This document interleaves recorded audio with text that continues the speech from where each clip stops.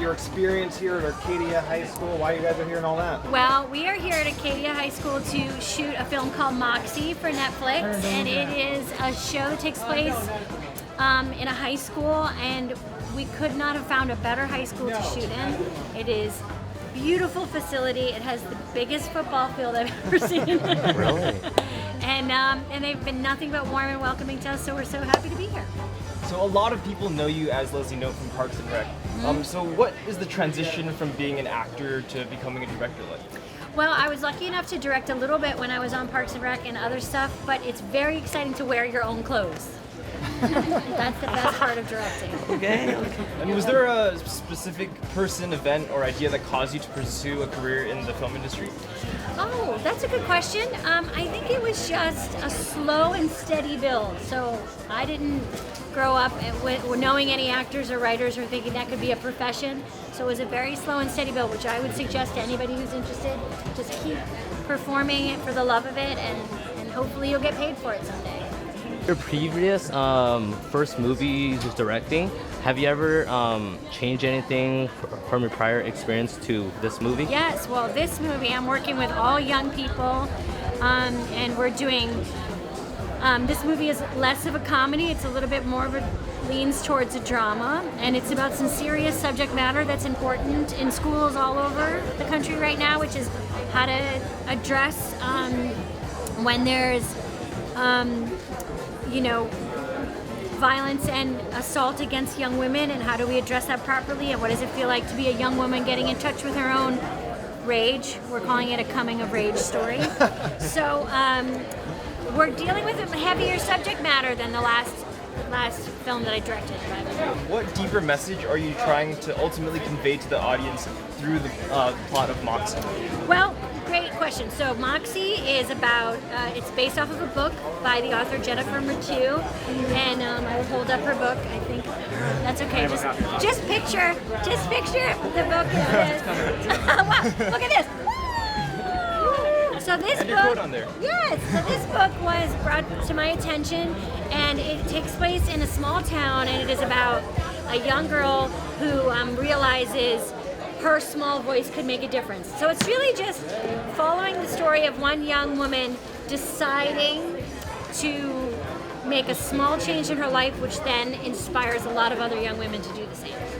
Yes, it's really fun to get to work with young women and to work on projects like this, and to work with young people who are doing such good stuff. And so yeah, and it's nice to be back in high school and to not have any tests or not have any homework. Right down the barrel? Right down the barrel. Okay. Hi. Wait, and it's APN? APN, yeah. Okay, I want to get it right. Hi, I'm Amy Poehler, and you're watching APN. Awesome. Thank you, guys. Thank you so much. One more? Yes, honey. One more. The field of the project you deeply cared about and it's rejected. What advice would you give students that are facing this kind of situation? Oh, I would say just keep trying. Don't take it personally. Let rejection, rejection is God's protection, as they like to say. So something that doesn't happen to you might be not the right thing that's supposed to happen to you, but it will happen to you. Keep going. Also, Okay. I come from my English class, and we're talking about women's live and the role of women in society. Yeah. So how's to be a woman directing a movie, knowing that this is mostly a men's environment, would you say? Yeah. And also, what would you say to people who want to pursue this career? Well, I would say do it even if you don't think you're ready. So give it a try, even if you feel like you're not 100% ready, because men do that all the time. Okay.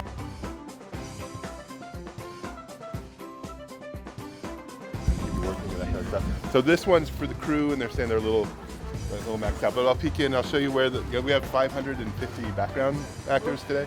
And so those guys are all hired. They go through an agency. There's like a casting agency, pretty booked. They're booked. And it's not as great as it sounds, honestly. I mean, I think they pay you like $120 a day. But then they keep you like in a room like this. This is where we took our AP test. Oh, okay. Yeah. CPE building. So you can kind of see these guys, and then if you want to grab some snacks. But it's really boring. Like they sit there for 12 or 14 hours. I don't see this every day. Okay. But if you do it a couple times, you're like, oh, it might be over. But this is just kind of staging area. We have, I think, like. They said, okay, we need more people. If you have any friend available?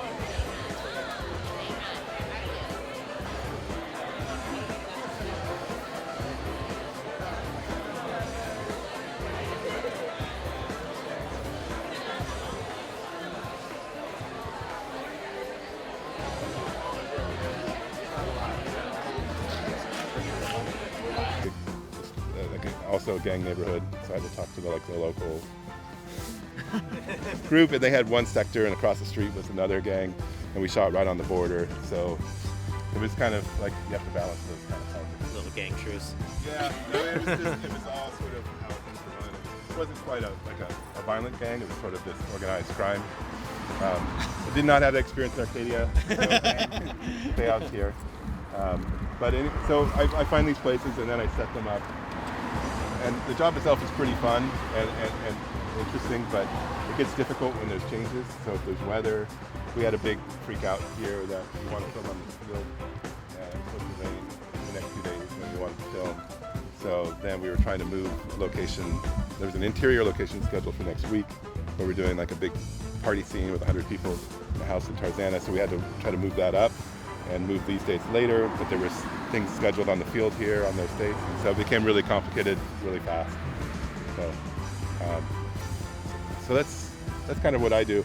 I went to film school. I studied film theory and French and sociology, and I did a year abroad in Paris. And so I kind of was going on the track to be like an academic. I was supposed to be a film professor. So I studied a lot of film history, and it's very interesting, from the early days. Kind of came from like these puppet shows in China, and then they sort of adapted. Somebody kind of came up with the idea. They were trying to duplicate those puppet shows with a machine, and they kind of came up with using film and developing that, and then they used photography. And then actually that happened right around 1904, and once film picked up the shadow puppet shows, like they were popular for 500 years, and they stopped in 1904 when cinema started. So I did all of that, and it was really interesting, and I wanted to do just wanted to try a year of working in film, and so I got in. It's a job. It sounded like scouting. I was interested in architecture and travel and that kind of thing, so scouting sounded like a fun job. So I did it for a year, and went well. I got rewarded, and then boom, that's kind of all I ever did. But there's no job path to get into film if you're interested in that. I mean, the educational environment is interesting, and the degree is interesting, but there's no structure that they can teach you that flows directly into a job. I mean, a lot of other careers, there's internships and things like that that are sort of structured and set up, but the film projects are project to project. It's not one company. Right now I'm working for Netflix, but I've worked for Warner Brothers, Universal, and so you kind of get into I guess you could call it a freelance. When I work for a company, I'm working for the company, and I have health care, and I'm in a union, but it's still, a show can last anywhere from a few months to a year, and then you're back out looking for another job, which can be pretty stressful. And that's something, if anybody's thinking about working in film, you have to really take that seriously. I mean, it's fine when you're young, but if you have a family and kids and you're going to buy a house, you have to consider if you want to deal with that kind of stress pretty seriously. I've survived at it, and looking back, it's been fine, but when you're going through it, you don't know, this film ends on Tuesday, and I don't have a show after that. While I was waiting for you guys, I got a call from Warner Brothers to do another movie. They're like, can you come in tomorrow? I'm like, sure. So like, it's just a flow. You have to be able to kind of adapt to that. So that's pretty tough. I mean, there are jobs, they do need people, and it's very like, you live in an area where you could commute, and there's jobs, and they would want bright people and creative people. It's totally possible, but it's also, could upset your parents, because it's kind of a, it's an interesting culture. And so as far as like the way I got into it, I wrote a bunch of letters. I couldn't. My school, I was kind of disappointed. They just didn't have a program. They just said good luck to get a job. So I moved up to LA, and I wrote letters to like 300 location managers. I got a list from the union, and I got maybe like 4 people wrote me back, and 2 of those people met me, and one of them gave me a job. So it was like down to my last thing, and and normally there's a process where you start out as like a production assistant, but they needed a location manager, so I I just walked into that job without any experience, and like I have a pretty good hustle, and I got in and I just did it.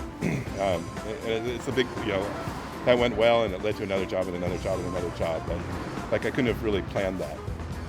But I would say if anybody's interested in working, there's some good opportunities at film festivals. So like Sundance, that happens in January, or Telluride, that's in September, and the Cannes Film Festival, which is in May. So I worked at all of those, and now I go back as a mentor. And they all have programs where you can just put your toe in the water. You can go in and you sign up, you pay a little money, you get selected, and you watch movies, and they put you in rooms with filmmakers like, Spielberg, big names, and you can sit and you can talk to them and you can watch, you ask them about their jobs, and you also get, what I found, the people that helped me most weren't like the movie stars or the successful producers, but really my peer groups, like other people doing the same thing I was doing, and we all sort of rose up together and we helped each other out. So you actually all would be the people that would probably be like your biggest support. Like you don't feel like I got to talk to Amy, she's going to get me a job, this is my big break. That's not really realistic. That's just my experience. But anyway, I would say, so if any of you want to know about those, you can just look online about those programs, and they're really good. Sundance has like writers workshops and directing workshops and things like that. So that's a way if you wanted to experience it. Anyway, all right, so that's my blurb. I showed you kind of how all this works. I don't know if anybody has any questions. Out of all the movies you worked on, what was your favorite one? The Italian Job. I don't know if that's now about 20 years old. It was Mark Wahlberg. It was like a bank heist movie, and I like to do big movies that like close down big parts of the city and have helicopters and explosions and flipping cars and things like that. So that was back in the day when they spent a lot of money on movies and they didn't care what it cost. They were it was fun. But I've worked on a lot of interesting things. I like to work with like auteurs, like thinking directors that are trying to make a piece of artwork that's going to last. I'm sort of like, I like things that like things that win awards and that kind of stuff. So I worked a few times with Danny Boyle, and he's a pretty incredible director. I worked with Ben Affleck was a pretty cool guy. He did a good job on Argo. That was an interesting process. I'm trying to think anybody else.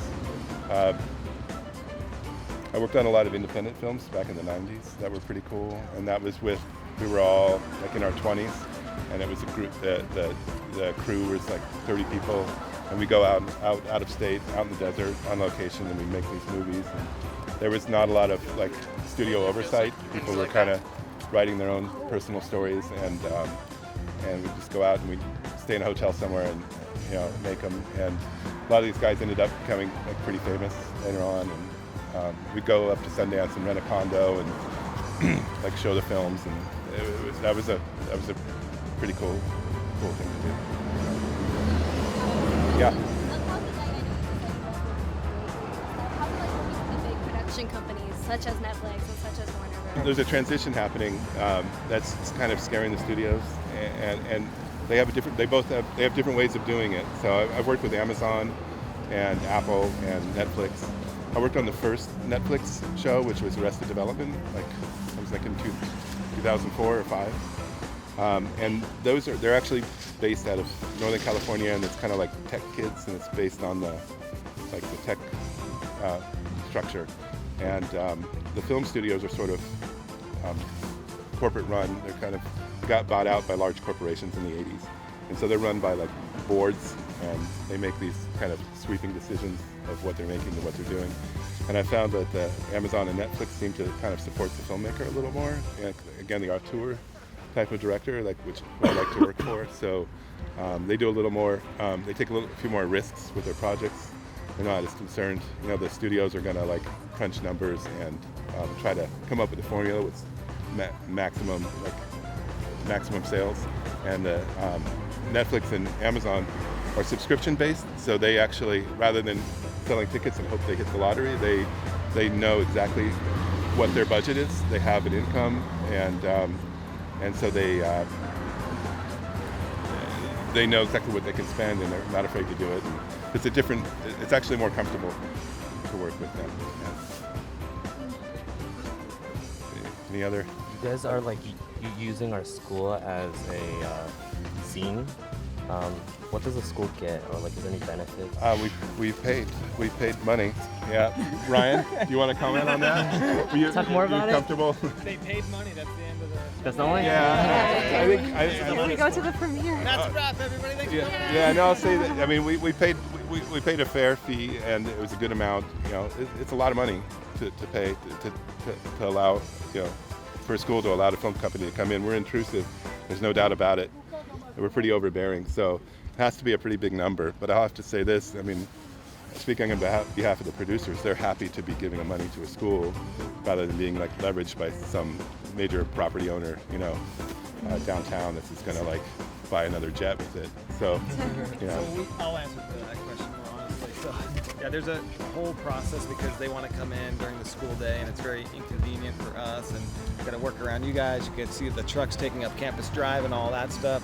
So for us, we want to make sure it's a good opportunity for us, so it's so our programs that are being kind of put out, like especially PE, some of the sports teams and stuff like that, who are really accommodating for us that would normally be in the gym, staff that's parking in the parking lot. So we want to make sure we get our fair share out of it for the inconvenience.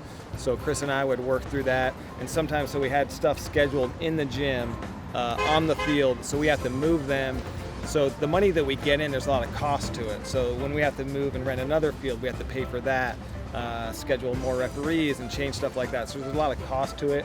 Bring in extra security staff from Arcadia Unified, so we need to hire them, other personnel. So it's a good chunk of money. Some of it goes to costs for doing this, but most of the money will be going to Arcadia High School. Some of the programs that were inconvenienced will get money directly for their program, so they're excited about it. So it's really a win-win working with Netflix, and we really appreciate what they've done for us and this opportunity. But yeah, we definitely are benefiting financially. And then one thing that Chris was great about is making sure we can do a student opportunity like this. So you guys that are interested in film and TV and production and seeing how this works, they were so gracious with their time to say, yeah, bring a group of kids. We'll bring out Amy Poehler. She's in the middle of directing her first major motion picture, but she came out and talked to us for 10 minutes. So that's what we really appreciate too, is more than the money, is the opportunities for the students and you guys, some of our amazing teachers and staff as well. So it's just a win-win, great opportunity. We appreciate the city. They had to bring in fire marshal, a couple police that Netflix had to, work with them financially as well to get this done. So it's really like this huge team effort to make this happen. And so far, so good. It's been smooth, but just a great opportunity for you guys, our high school, our students in our community. So super excited about it. That's all the questions I will answer today. Yeah. Does the fact that it has rained yesterday and today give more of an original Oregon type of vibe? Yeah, we actually did a lot of fake rain throughout this. And so, I mean, we did get a little bit of rain last week, and we embraced it and we used it. This was actually more like Oregon for you guys now? Yeah. It does. Yeah, it's a good match. You'll see. It's pretty convincing. We took a lot of water. We're based over at Santa Anita, and you'll see there's 700 cars parked over there, and there's probably like 2 football field size of tents and base camp. That's where they do all the hair and makeup and that kind of stuff. And there's a circus next door. But we got about, I don't know, we got a lot of water, and some of our tents washed away this morning. So that was problematic. That was like as the sun was coming up, we had to like reorganize, but so that was hard. Everything worked out. Everything worked out. What's the toughest environment you've been in? What's hard is when you're doing like a Western and you're out in the like out in the mountains or the desert, and that's tough because you don't have again, you have rain, and you're taking these dirt roads for sometimes like a mile or so out in the middle of nowhere, sometimes 5 miles, and I've had the roads wash out while we're filming, so you're stuck. And there's wild animals. We've had rattlesnakes. I had a mountain lion come on the set one time. I was in Nevada, and the sheriff gave me his gun He's like, if you see, this was 30 years ago. There's a lot more rules now, but yeah, no, I've had like severe weather conditions, heat, and rain, and all those elements when you're just out in the middle of nowhere. You try to build these tents and things, but that makes it pretty tough. It's hard in when you're if you're trying to film in like a commercial area. Like you wouldn't normally think of this, but if you're filming in like commercial area like Old Town Pasadena, that's the worst because you're interfering with commerce, and rightfully people have something to say about it. They don't want to be disrupted, so you have to like address all of those. You have to anticipate impacts and address those issues. And even if you're paying somebody money, they may not want to close their restaurant because they've got reservations, and you may need to do like a mile stretch of shops, and that takes a long time to prepare for, so that's pretty tough. It's also hard to shoot in residential areas because you make a lot of noise and you're shooting in the middle of the night, like this party scene in Tarzana coming up. People want to sleep, they have to go to work, and we're going to be there all night doing a crazy party with people like hanging from the roof, so that's tricky. Is your favorite part about your job the fact that you're constantly on the go, you're constantly moving, meeting new places? I do like that. Yeah, I mean, I'm very interested in people and different cultures, and so I like to meet people at different economic levels and different cultures and different levels of education. So I'm like every day, it's something very different, and I meet, people invite me into their house, and I'll sit down and have a coffee.